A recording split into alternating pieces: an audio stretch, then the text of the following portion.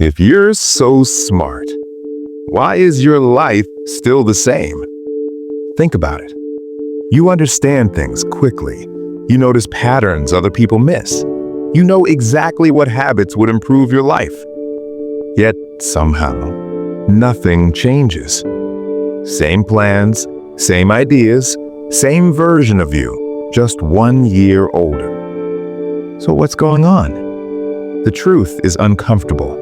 Your intelligence might actually be the thing holding you back.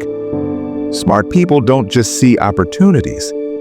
They see every possible problem, every risk, every way things could fail, every reason something might not work.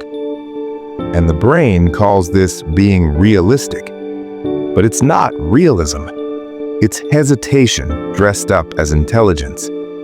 Think about how this shows up in real life. You open YouTube to learn a new skill. You watch 5 productivity videos.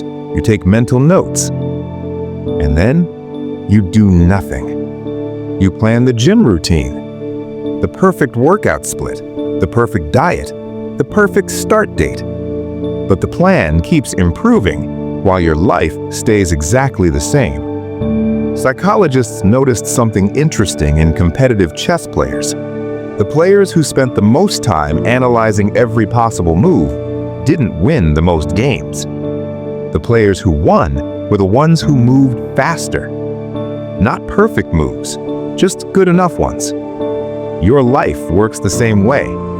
Every extra day you spend thinking about starting is another day your life stays frozen. So here's a simple rule. If an idea has been sitting in your head for more than 3 days, you don't need more thinking.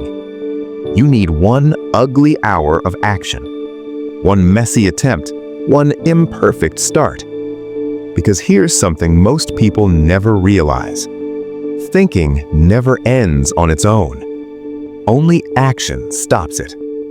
You don't need another video, another plan, another week to think.